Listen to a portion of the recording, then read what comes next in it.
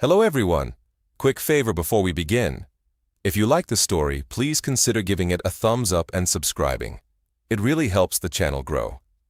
Title: I work night shift at a small shop. Something keeps coming in without the door opening.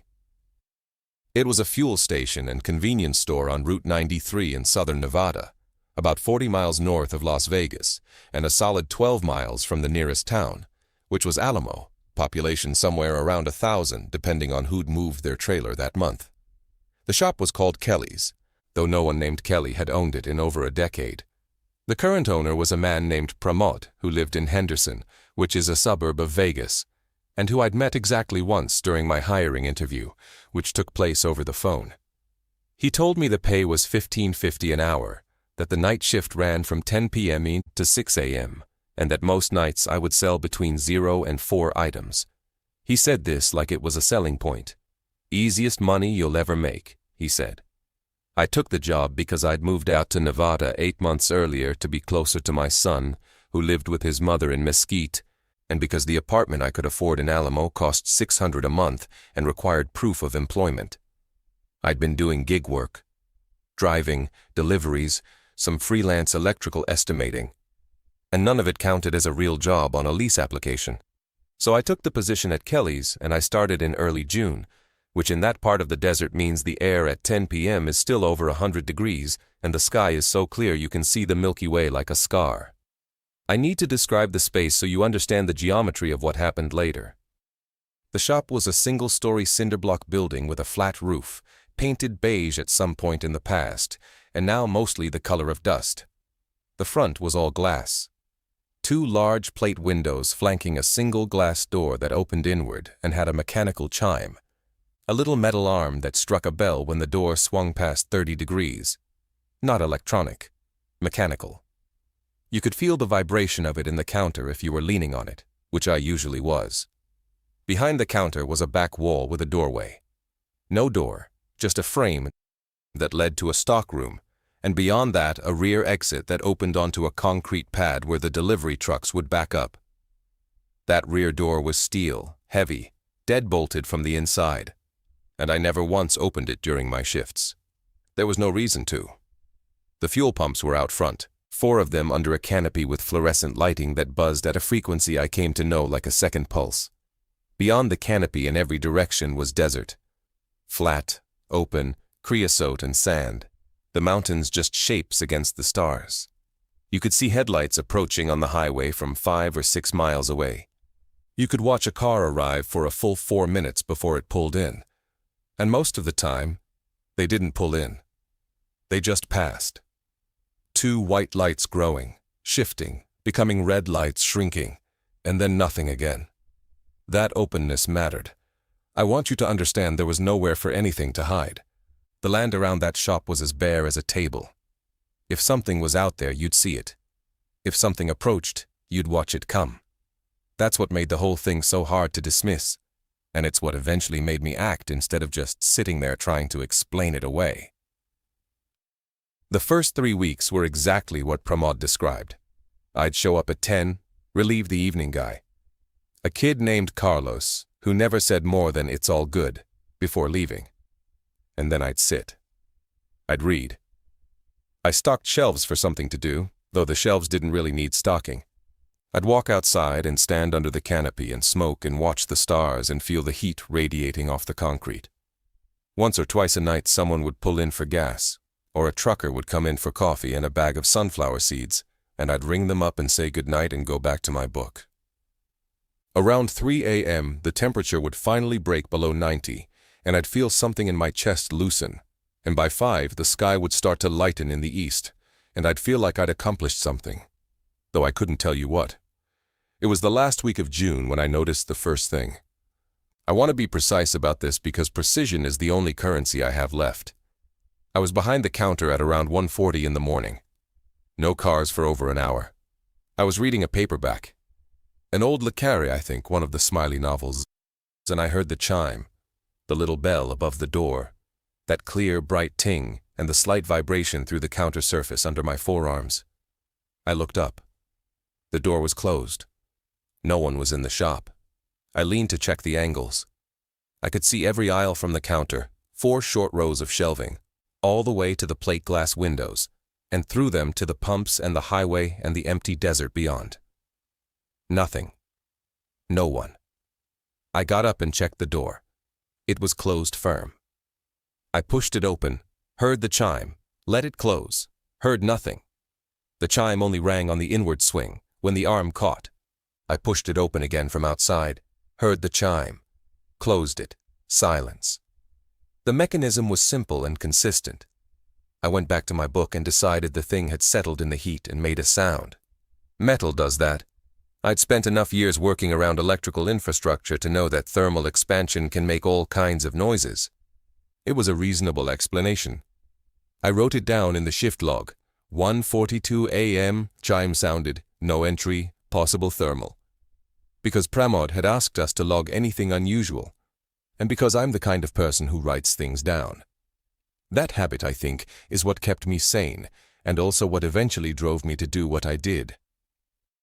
4 nights later, it happened again. 1:15 a.m. The chime, clean and crisp, vibration in the counter, door closed, no one visible. I logged it. This time I added the temperature. I'd started checking the thermometer on the pump canopy column when I went out for smoke breaks. It was 103. If heat was doing it, it should have been doing it every night, not once a week. The third time was July 9th, same hour, roughly. 1:30. The chime rang and I looked up fast this time, fast enough that I saw the door was completely still. It hadn't moved. The arm mechanism physically required the door to swing inward past a certain point. I got up and looked at the arm. It was in its resting position, touching the bell. I flicked it with my finger. Ting. The same sound. Exactly the same. So either the arm had moved and returned to rest in the fraction of a second before I looked up, or the bell itself had rung without being struck. I didn't like either option, so I did what I always do when something doesn't make sense to me. I started measuring. I brought a small digital recorder from home, a Tascam I'd used for voice memos on job sites, and I set it on the counter running all night, every night. I also brought a cheap wireless thermometer and placed the sensor on the door frame near the chime mechanism. If thermal expansion were moving the metal, I'd see a temperature spike correlated with the sound events. I started a spreadsheet on my laptop. Date, time of event, interior temperature, exterior temperature, door status, visual confirmation. I know this sounds excessive. I know it sounds like I was turning a funny noise into a science project. But I had 8 hours of empty time every night and a sound that wasn't behaving the way sounds should, and the alternative to measuring it was ignoring it, which I've never been good at. Over the next 2 weeks, I captured 5 events on the recorder. Each one was the chime, clear, singular, identical in amplitude and decay. I overlaid them in Audacity on my laptop during a day off. They were the same, not similar, the same. Same attack, same resonance, same fade time down to the millisecond.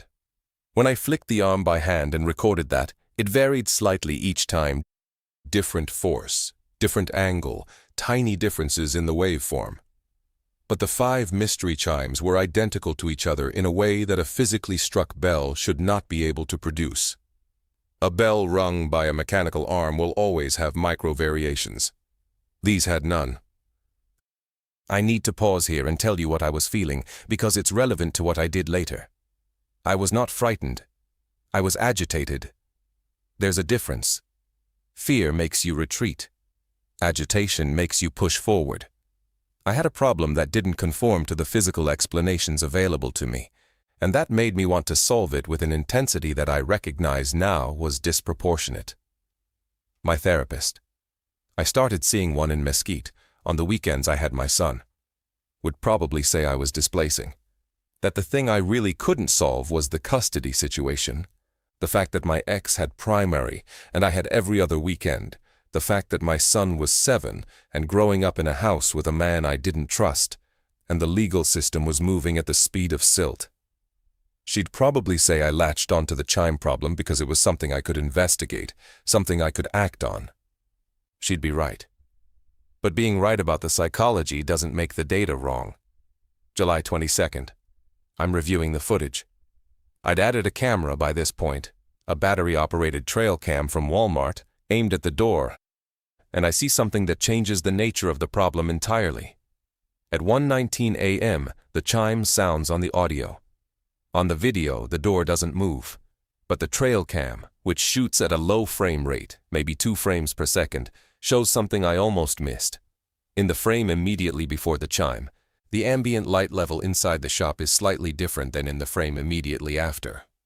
Not dramatically.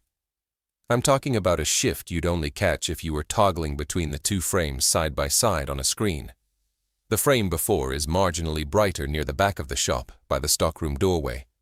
The frame after is marginally dimmer in the same area, as if something that reflected or emitted a small amount of light had been there and then was not. Or was not, and then was.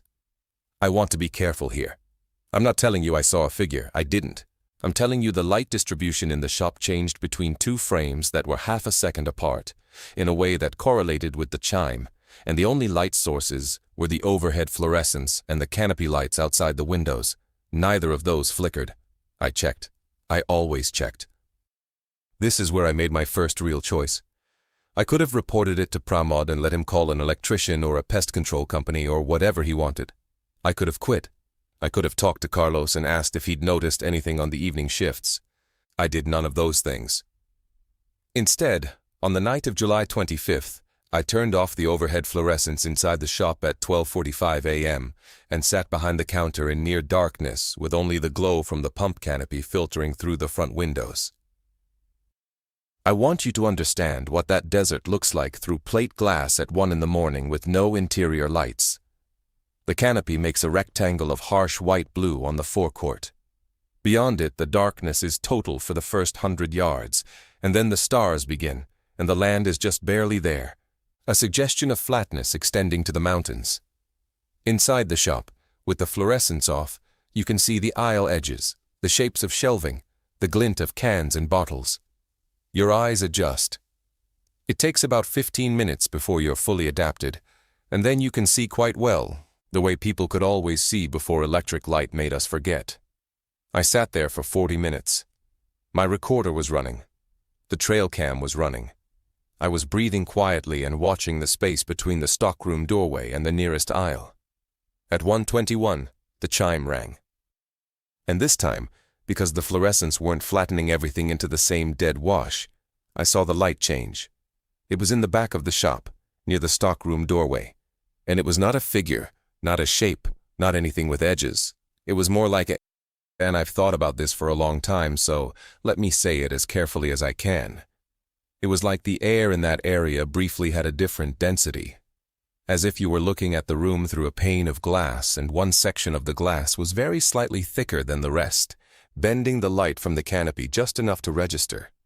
It lasted maybe 2 seconds. Then it was the same as everything around it.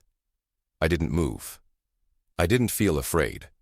What I felt was the thing I imagine a field biologist feels when they've been sitting in a blind for 6 hours and the animal they've been tracking finally appears at the waterhole.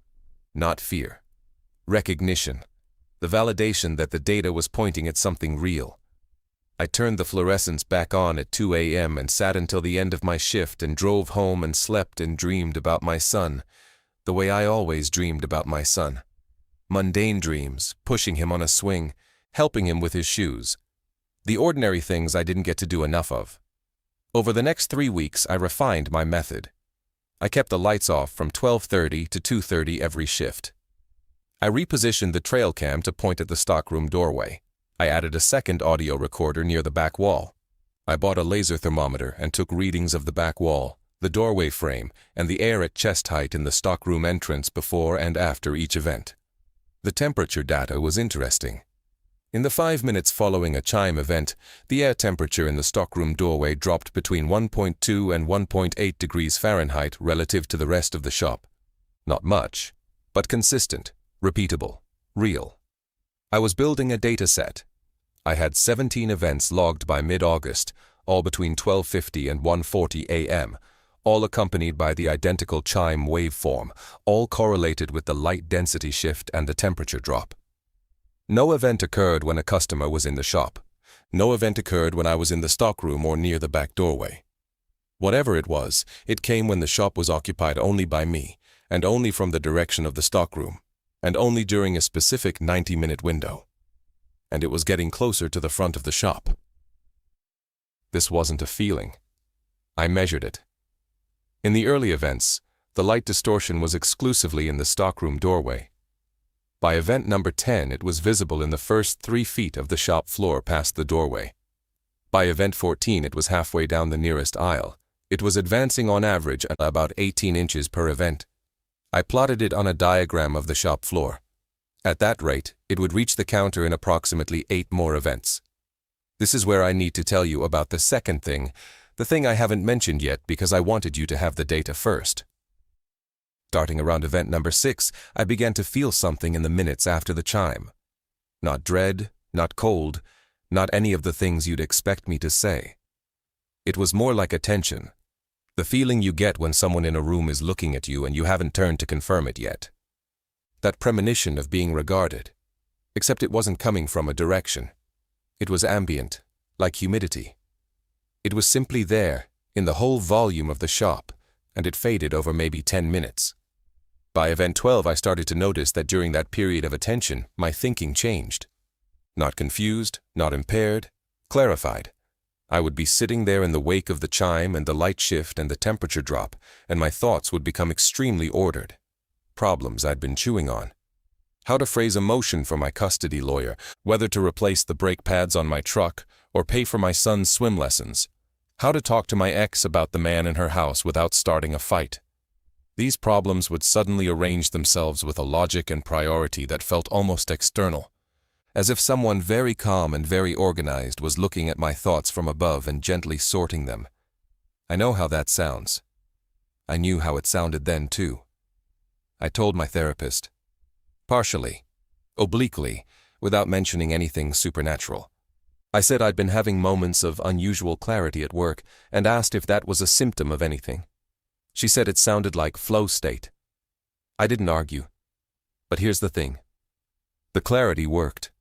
The motion I drafted during one of those post-event windows was the one my lawyer said was the best thing I'd ever written. The conversation I had with my ex, planned in that same strange lucidity, was the first one in 2 years that didn't end in shouting. I was making better decisions in those 90 minutes after 1 a.m. than I'd made in months. And I want to be honest with you. That felt good. That felt like being competent again after a long time of fumbling. So when I projected the advance rate and calculated that the distortion would reach the counter by approximately August 28th, I didn't think about how to stop it. I thought about what would happen when it arrived. August 26th, event number 22. I was behind the counter in the dark, recorder running, trail cam running, laser thermometer in hand. The chime rang. The light shifted. And for the first time, the distortion was close enough that I could see it in detail, about 4 feet from the counter on the customer side. It was not a person. It was not shaped like anything. What it looked like, at close range, was a region of air where the rules of light were slightly different, where photons were taking a fractionally longer or shorter path than they should have. The edges were not edges. They were gradients. The effect was maybe 2 feet across and maybe 5 feet high, roughly columnar. But that could have been my brain imposing a shape on something shapeless. It lasted 4 seconds. The temperature at the counter dropped 1.4 degrees, and the clarity hit me like a window being cleaned. Sudden, total, my mind rearranging itself into something efficient and calm. In that clarity, I thought about my son. I thought about the hearing scheduled for September 15th, the one where the judge would review my petition for increased custody. I thought about how I'd been sleeping better since I started this job, how the structure of the night shift had given me a rhythm, how the data collection had given me a purpose, and how this thing, this phenomenon, this presence, this whatever it was, had given me the first clear thinking I'd had since the divorce. And I thought, I could help someone else with this. That's the thought I need you to sit with. Not what is it, not how do I protect myself. My thought was, this is useful, and someone else could benefit. My son's swim coach was a woman named Dana. She was also a single parent, also struggling, also stretched between work and court dates, and a kid who needed more than she had time to give. We talked at the pool during weekend lessons. She was kind and she was exhausted, and she had a decision coming up about whether to move to Utah for a job that paid better but would take her further from her own parents, who were her only support system. She was paralyzed by it.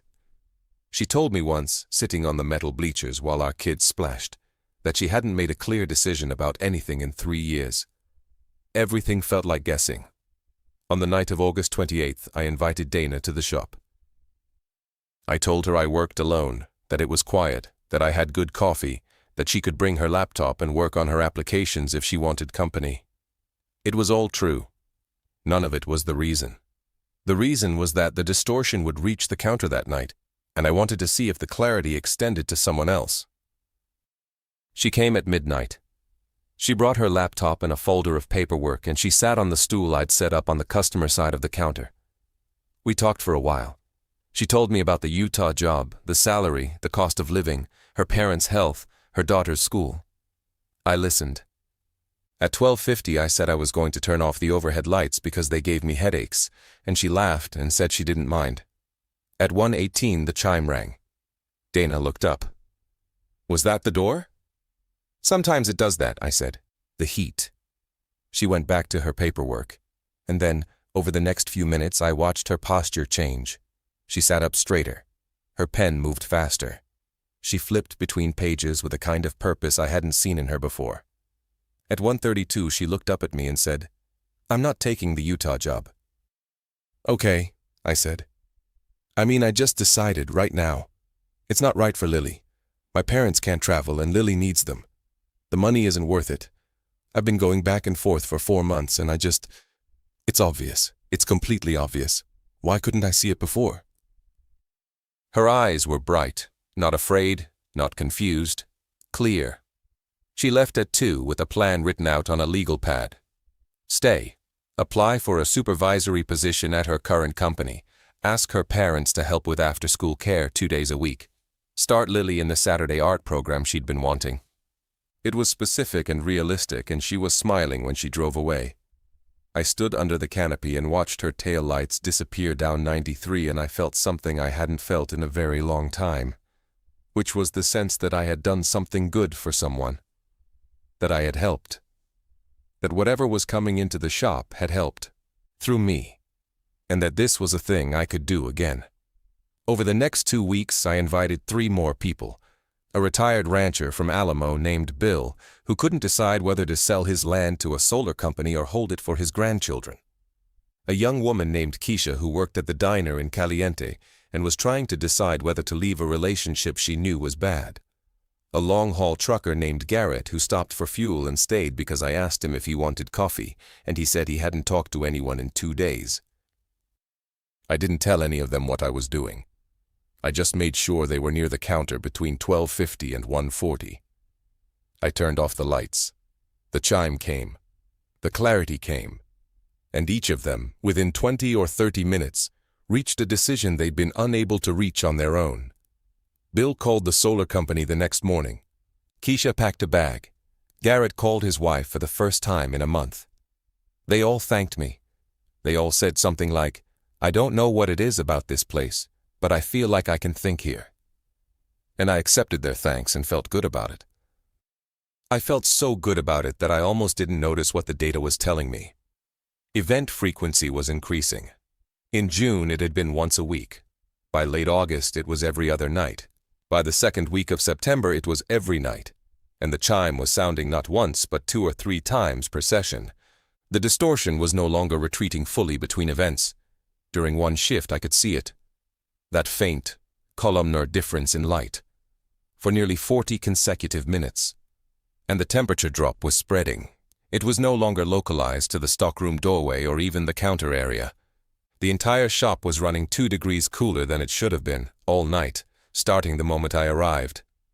The presence, and I'll call it that now because I don't have a better word, was growing. Not slowly, rapidly. And it was growing because I was feeding it people. That sentence arrived in my head at 4 in the morning on September 12th, 3 days before my custody hearing. I was alone in the shop, lights off, recorder running. and the clarity was so strong it felt like a physical pressure behind my eyes. And in that clarity, I saw the pattern I'd built with the same precision I'd used to build it. Every time a person sat in the shop during the active window, the subsequent events were stronger, longer, closer together. The presence didn't just affect people who came in, it fed on the interaction. The decisions my guests made. The relief, the focus, the gratitude. It wasn't a byproduct, it was consumption.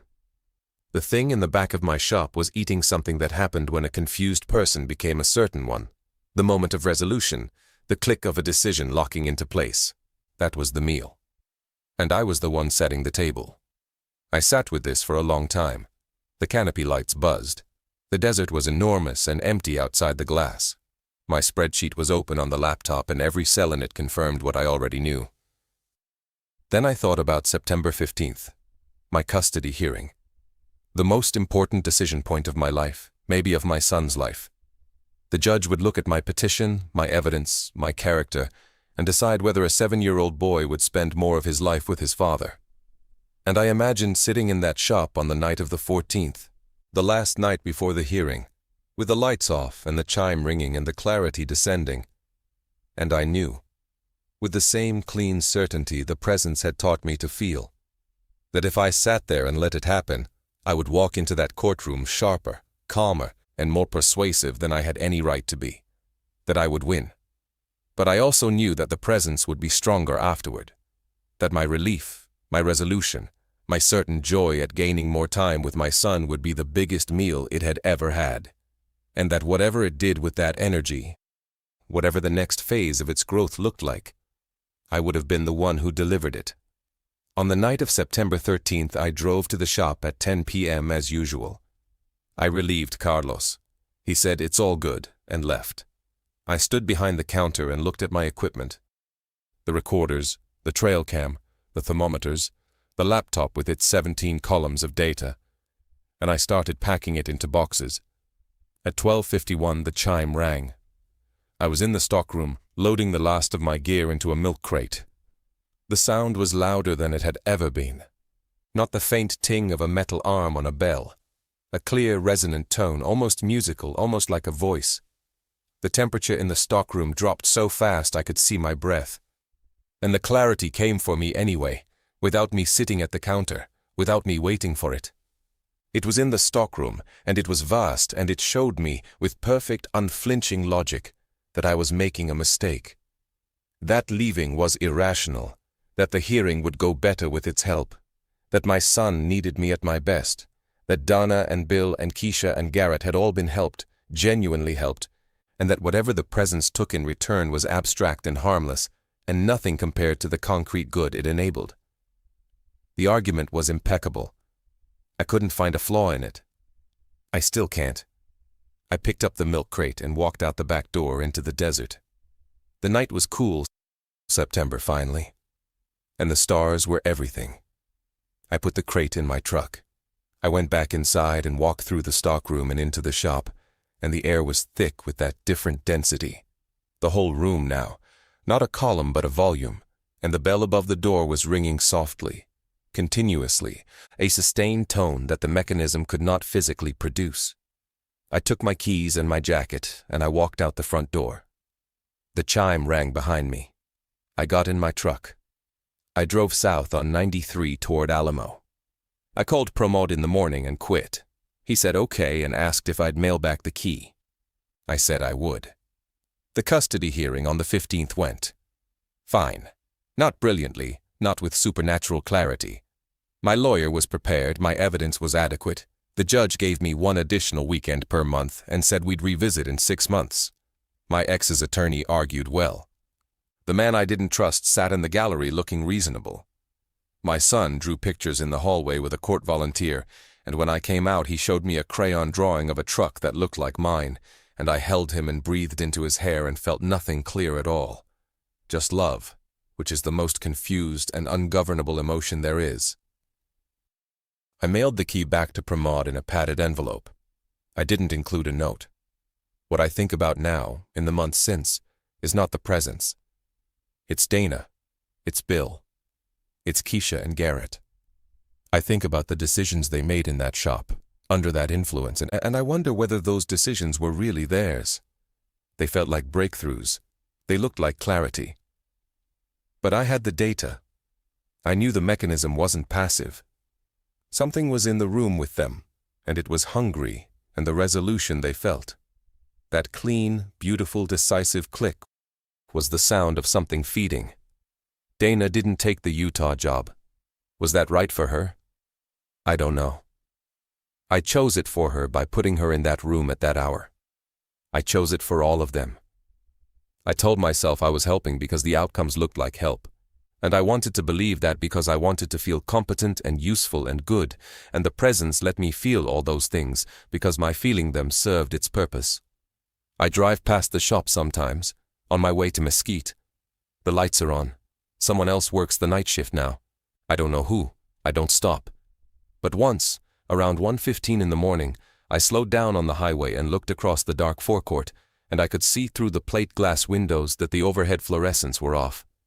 Just the canopy glow on an empty shop, and behind the counter, a figure, sitting very still. I could have gone in. I could have warned them. I could have banged on the glass and said, "Turn the lights on. Don't sit with it. Don't bring anyone here. It's not what you think it is." I didn't. And I need to tell you why, because this is the part that keeps me up. The part that actually matters. I didn't stop because I wasn't sure I'd be warning them. I was afraid I'd be going back. That I'd walk in and the chime would ring and the clarity would return and I'd sit down and I'd never leave again. And I'd spend every night for the rest of my life finding people to bring through that door, telling myself I was helping, feeling that gorgeous, clean certainty, while something I couldn't see grew larger and larger on the nourishment of other people's turning points. The thing in the shop didn't take my identity. It didn't absorb me. It didn't trap me. It offered me something I genuinely wanted, the ability to help people, the feeling of being useful, a clear mind in a life full of fog. And it let me walk away when I chose to. It even let me keep the data. That's the part I can't get past.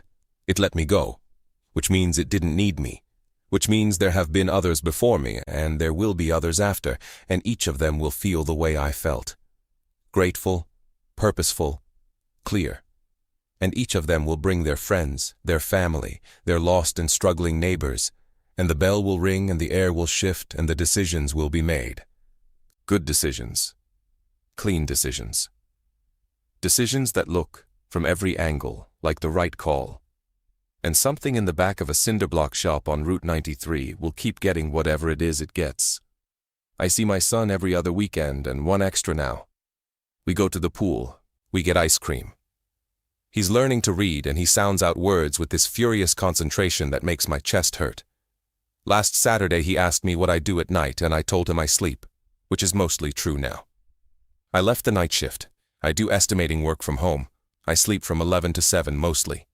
Sometimes I wake up around 1:15 and the air in my bedroom feels very slightly cooler than it should, and my thoughts arrange themselves into something calm and ordered, and I lie there in the dark and wait for it to pass. It always passes. I'm just not sure that's because it's gone.